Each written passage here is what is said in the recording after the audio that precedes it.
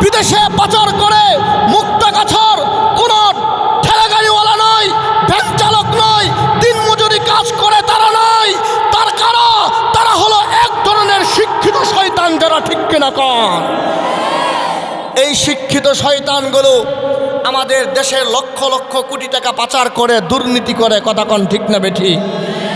এজন্য মরহুম আইনুদ্দিন আল আজাদ রহমতুল্লাহি আলাইহি বলেছেন, এরা শিক্ষিত নয়, এরা হচ্ছে এক ধরনের শিক্ষিত শয়তান। আওয়াজ করে বলতে হবে ঠিক না বেঠি? এরা শিক্ষিত কি? দুর্নীতির আখড়ায় বসে জাহির করে জ্ঞান, কলম দিয়ে কামাই টাকা, আবার ধরে সাধুর ভান। ওরা শিক্ষিত শয়তান, ওরা শিক্ষিত শয়তান, ঠিক কিনা বেটে? দুর্নীতির আখড়ায় বসে জাহির করে জ্ঞান, কলম দিয়ে কামাই টাকা, আবার ধরে সাধুর ভান। ওরা শিক্ষিত শয়তান, ওরা শিক্ষিত শয়তান, ওরা শিক্ষিত শয়তান, ওরা শিক্ষিত শয়তান। শিক্ষাঙ্গনের দিকে বাইরে দেখো না চোখ মেলিয়া, ছাত্ররা সব বই ছাড়িয়া আছে শুধু প্রেম লইয়া। শিক্ষাঙ্গনের দিকে বাইরে দেখো না চোখ মেলিয়া, ছাত্রীরা সব বই ছাড়িয়া আছে শুধু প্রেম লইয়া। অস্ত্রশত সঙ্গের সাথী, অস্ত্রশত সঙ্গের সাথী হয়েছে মাস্তান। ওরা শিক্ষিত শয়তান, ওরা শিক্ষিত শয়তান, ওরা শিক্ষিত শয়তান, ওরা শিক্ষিত শয়তান। আওয়াজ করে বলতে হবে ঠিক না বেটে? সূরা ইয়াসিন কত গুরুত্বপূর্ণ সূরা। আল্লাহর নবী মুহাম্মদুর রাসূলুল্লাহ সাল্লাল্লাহু আলাইহি ওয়াসাল্লাম পবিত্র জবানে ঘোষণা করেছেন, প্রত্যেকটা বস্তুর কলব আছে। 30 পারা কোরআনে কারীমের কলব আছে। আল্লাহর নবী রাহমাতুল লিল আলামিন বলেন, 30 পারা কোরআনুল কারীমের কলব হলো সূরাত ইয়াসিন। সুবহানাল্লাহ, আরো জোরে সুবহানাল্লাহ। আল্লাহর নবী এই 30 পারা কোরআনের কলব বলেছেন সূরা ইয়াসিনকে। শুধু তাই নয়, আল্লাহর নবী মুহাম্মদুর রাসূলুল্লাহ সাল্লাল্লাহু আলাইহি ওয়াসাল্লাম বলেছেন, আল্লাহর কোনো বান্দা যদি সূরা ইয়াসিন একবার তেলাওয়াত করে, একটু আওয়াজ করে বলেন কয়বার? ছাত্র ভাইয়েরা জানো, হাফেজে কোরআন শরীফের মাত্র 5 পৃষ্ঠা। কয় পৃষ্ঠা? আল্লাহর নবী বলেন এই 5 পৃষ্ঠা সূরা ইয়াসিন আল্লাহর কোনো বান্দা যদি একবার তেলাওয়াত করে, মেহেরবান আল্লাহ ওই বান্দার আমল নামায় পুরা কোরআনুল কারীম 10 বার তেলাওয়াত করলে যেই পরিমাণ নেকি হইতো, সেই পরিমাণ নেকি তার আমল নামায় দান করবেন। 10 বার কোরআনে কারীম খতম করা, এটা কি খামখেলি কথা? কিন্তু উম্মতি মুহাম্মাদের জন্য বিশেষ ছাড়। সুবহানাল্লাহ কোন। আরেকটা সূরা আছে না, সূরা ইখলাস? কথা কন না কে? আপনাকে বাড়ির ইখলাস না, এটা সূরা ইখলাস। পড়তে কয় মিনিট লাগে বলো? ছাত্রটা বলো। 3 বার পড়লে 1 মিনিট লাগবে, ধরেন না 2 মিনিট লাগলো আস্তে আস্তে পড়লেন। 2 মিনিটে যদি আস্তে আস্তে সূরা ইখলাস কোনো বান্দা তেলাওয়াত করে, আল্লাহর নবী বলেন পুরা কোরআন শরীফ ফাতিহা থেকে নাস পর্যন্ত পড়লে যেই পরিমাণ নেকি হইতো, সেই পরিমাণ নেকি আল্লাহ তাআলা তার আমলনামায় দান করবেন। উম্মতি মুহাম্মাদের বিশেষ বৈশিষ্ট্য। সুবহানাল্লাহ কোন। তাহলে সূরা ইয়াসিন কয়বার পড়লে কত নেকি? একবার পড়লে কোরআনে কারীম কমপ্লিট 10 বার খতম করলে যেই পরিমাণ নেকি হইতো, সেই পরিমাণ নেকি আল্লাহ তাআলা আমাদের আমলনামায় দান করবেন। সুবহানাল্লাহ জোরে কোন। আরেকটা ফজিলত বলে সূরার মধ্যে প্রবেশ করব। পৃথিবীতে আমরা আগমন করেছি, মৃত্যু তো নিশ্চিত নাকি অনিশ্চিত? আওয়াজ করে বলতে হবে মাশাআল্লাহ। মৃত্যু এটা নিশ্চিত। বলে মৃত্যুটা এতটা নিশ্চিত, এটা শুধু মুসলমান যারা, আস্তিক যারা, তারা বিশ্বাস করে বিষয়টা এমন না। যারা নাস্তিক, আল্লাহ মানে না, যারা নাস্তিক কুরআন মানে না, যারা নাস্তিক আপনার রসুল মানে না, তারাও এই মৃত্যুকে থেকে বিশ্বাস করে কথা বলেন, ঠিক না বেঠে? কারণ তারা দেখে তার বাবা চলে যাচ্ছে, দাদা চলে যাচ্ছে, নানা চলে যাচ্ছে। আর যারা আস্তিক তারা তো বিশ্বাস করেই, কারণ কোরআন কারীমের মধ্যে বলা হয়েছে কুল্লু নাফসিন যায়িকাতুল মাউত। সুবহানাল্লাহ। ভাইরা আমার, বন্ধুরা আমার, পৃথিবীর জমিনে আল্লাহ রাব্বুল আলামিন আমাদেরকে প্রেরণ করেছেন। মৃত্যু একদিন আসবে, এটা নিশ্চিত, কথা কোন ঠিক কিনা? একটা বান্দা যখন মৃত্যুর পথযাত্রা শুরু হয়, ওই সময়টাকে বলা হয় সাকরাতুল মউত।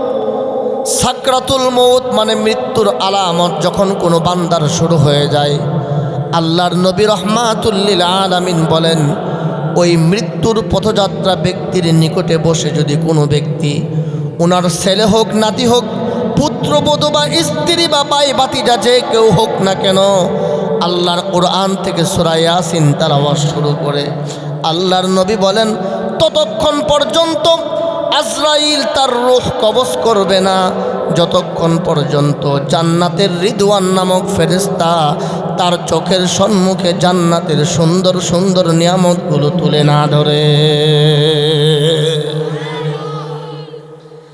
জান্নাতের সুন্দর সুন্দর নিয়ামতগুলো যখন বান্দার চোখের সম্মুখে উঠিয়ে ধরা হয়, এত সুন্দর সুন্দর নিয়ামত সে দেখতে থাকে আর সে আনন্দ নিতে থাকে, তার কলিজাটা শান্তি হয়ে যায়।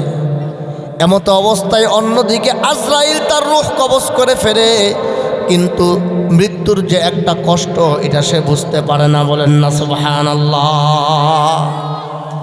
আপনারা এখানে বলবেন মৃত্যুর কষ্ট বুঝতে পারলো না কেমনে? এটা বোঝানোর জন্য একটা উদাহরণ দিচ্ছি। আমাদের মা বোনেরা আমাদের বাচ্চাদেরকে দুপুরবেলা গোসল করায় ঘুম পাতায় না? কথা কন। বাচ্চাটা ঘুমাবে, আমি আমার ঘরের অন্য অন্য কাজ যা আছে এগুলো গুছাবো, ঠিক কিনা কন? এবার বিছানায় শোয়া মা স্তনের বুটাটা সন্তানের মুখে দেয়, মাথায় হাত বুলাইয়া দিতে থাকে, সন্তান দুধ পান করতে থাকে আর আস্তে আস্তে ঘুমের ঘরে চলে যায়। কথা কোন ঠিক কিনা? যখন মা দেখে আমার কলিজার টুকরা সন্তান ঘুমিয়ে পড়েছে, মা দেরি না করে আস্তে করে সন্তানের মুখ থেকে স্তনের বুটাটা সরায়া নেয়। মুক্তাগাছার মানুষ বলেন তো ঘুমন্ত শিশু বুঝতে পারে? আওয়াজ করে কন না কেন? কিন্তু সরায়া তো নিয়েছে। কথা কোন ঠিক কিনা? ঘুমন্ত শিশু বুঝতে পারে না।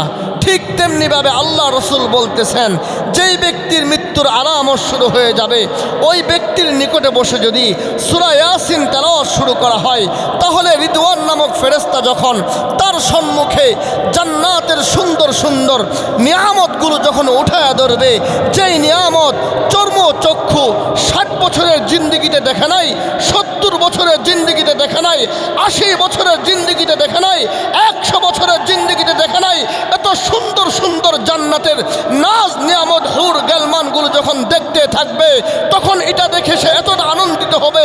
অন্যদিকে আজরাইল রূহ কবজ করে নিয়ে যাবে। আল্লাহু আকবার। আল্লাহর বান্দার কোনো কষ্ট হবে না। সুবহানাল্লাহ জোরে কন। এই সুবহানাল্লাহ হইব না, আরো জোরে কন সুবহানাল্লাহ। মানে আমি যখন একটু আওয়াজটা জোরে দেই মাইকে কথা নেয় না। কি আজীব মুশকিলে বললাম, ভোল্টেজ নাই। লক্ষ্য করেন, মানে আজকে আমার 12টা বাজবে। কয়টা ফজিলত বললাম? 3টা। আওয়াজ করে কন। আপনারা যদি কথা না কন তাহলে তো ওয়াজ যাইব, এমনি যাইব। বলেন কয়টা? 3টা। মুহতারাম হাজরিন, ওয়াজে ঢুকার আগে এখানে একটা সবক দিব আপনাদেরকে, ভালো করে শোনেন। আল্লাহর নবী যে এত সুন্দর সুসংবাদ আমাদের জন্য দিলেন, একটু ইনসাফের সাথে জবাব দেন তো। আমাদের সমাজ থেকে হাজারো হাজার মানুষ মারা যাচ্ছে, কিন্তু তার পাশে বসে কি সূরা ইয়াসিন তেলাওয়াত করা হয়? এটা আওয়াজ করে বললেন, হয়? হয় না। হাজারে 1-2টাও পাওয়া যাবে না। কথা কোন ঠিক না বেঠিক? কেন পাওয়া যাচ্ছে না? না পাওয়া যাওয়ার কারণ হলো, ভাইয়েরা আমার, বন্ধুরা আমার, খেয়াল করেন, মানুষ যখন মারা যায়, মারা যাওয়ার আগ মুহূর্তে স্বাভাবিকভাবেই তার পাশে তার নিকটতম আত্মীয় স্বজন থাকে। কথা কন ঠিক না বেটি? ঘরের মধ্যে মারা যাচ্ছে, স্ত্রী থাকে, সন্তান থাকে, নাতিনত্ব থাকে। কথা কন ঠিক না? অ্যাক্সিডেন্ট হয়ে বা রোগাক্রান্ত হয়ে যদি চরপাড়া মেডিকেল ভর্তি হয়, ওই জায়গাও কারা থাকে? নিজের আত্মীয় স্বজন থাকে, এটাই স্বাভাবিক। যেমন আমার আব্বাজান রহমতুল্লাহি আলাইহি চরপাড়া মেডিকেল মারা গেছেন, উনার পাশে আমি ছিলাম আর আমার বড় ভাই ছিলেন, আমার বড় যে তিনি, আমরা দুইজন ছিলাম। বাত মাগরিব আমার হাতে মারা গেছেন। তো স্বাভাবিক একটা বিষয় হলো, একজন মানুষ যখন পৃথিবীর জমিন থেকে বিদায় নিবে, বিদায় নেওয়ার সময় তার পাশে তার নিকটতম আত্মীয় স্বজন থাকবে। কথা কোন ঠিক না বেঠিক? এখন সে মারা যাচ্ছে, মারা যাওয়ার সময় ওই ব্যক্তিটার যখন মৃত্যুর আলামত শুরু হয়ে যায়, তখন তার সন্তান, তার নাতিনত্র, তার স্ত্রী, ঘনিষ্ঠ ব্যক্তিরা হাউমাউ করে চিৎকার করতে শুরু করে। কথা কোন ঠিক কিনা? আমার এই দুই চোখ দেখেছে, অনেক আগের কথা, কিন্তু চোখ এখনো সাক্ষী দেয়, জেহেনের মধ্যে এটা এখনো বেশি আসে। সেটা হলো, এই আমি দেখলাম এক বান্দা মৃত্যুর পথযাত্রা, সে মৃত্যুর দিকে ঢেলে পড়তেছে, সাকরাতুল মউত শুরু হয়ে গিয়েছে, তার সন্তান চিৎকার করতে শুরু করলো, আমার আব্বা চলে গেল, আমার আব্বা চলে গেল। এইভাবে বলতে বলতে পা মাটিতে এভাবে আঘাত করলো, মাটি গর্ত হয়ে গেল। বলেন নাউযুবিল্লাহ। আল্লাহ রাসূল এই সুসংবাদ দিচ্ছে নাকি? তো সমস্যাটা কোথায়? সমস্যাটা হলো, আমি যখন মৃত্যুবরণ করি, আমার বাবা যখন মৃত্যুবরণ করে, আমার দাদা যখন মৃত্যুবরণ করে, আমার ভাই যখন মৃত্যুবরণ করে, আমার মৃত্যুর পথযাত্রা ভাই বোন, আমার বাবাদের পাশে যারা থাকে, একটাও কোরআন ইয়াসিন পড়বে দূরের কথা, কোরআনই পড়তে জানে না। কথা কন ঠিক না বেঠি? কোরআনই তো পড়তে জানে না, সে ইয়াসিন কোত্থেকে পড়বে? আজীব কথা।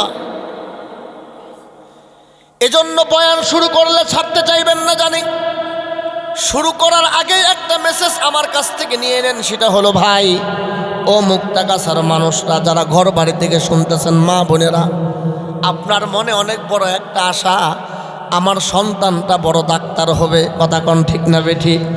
আপনার মনে বড় একটা আশা, আমার সন্তানটা ইঞ্জিনিয়ার হবে। আপনার মনে বড় একটা আশা, উচ্চ শিক্ষায় শিক্ষিত হয়ে সরকারি বড় একটা চাকরি পাবে। কথা কন ঠিক না বেঠি?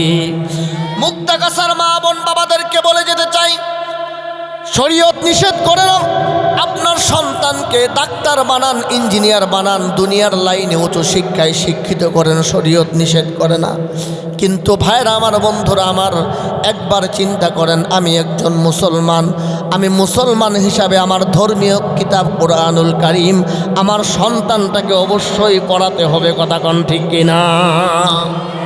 ভাইরা আমার, একটু বুঝার চেষ্টা করেন, মুক্তাগাছার মানুষ একটু বুঝার চেষ্টা করেন।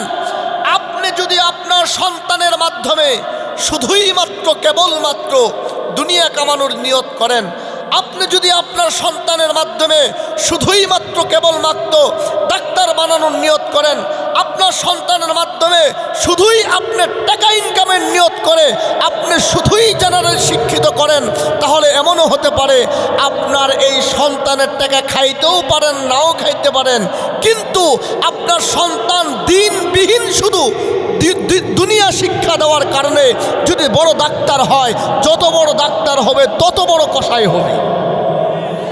আওয়াজ করে বলেন ঠিক না বেঠি? যত বড় ইঞ্জিনিয়ার হবে, কোরআনের আলো না থাকার কারণে, দ্বীনের জ্ঞান না থাকার কারণে যত বড় ইঞ্জিনিয়ার হবে, সে তত বেশি লোডের পরিবর্তে ভাস ঢুকায়া দিবে। কথা বলতে হবে ঠিক না বেঠিক? আপনার সন্তান সে যদি কোরআন না শিখে, কোরআনের জ্ঞান, ইসলামের জ্ঞান তার মধ্যে না থাকে, সে সরকারি যত বড় গদিতে বসবে, অত বড় বড় বান্ডিলের দিকে তাকায় থাকবে সাইন করার আগে। আওয়াজ করে বলতে হবে মুক্তাগাছার মানুষ ঠিক না বেঠিক?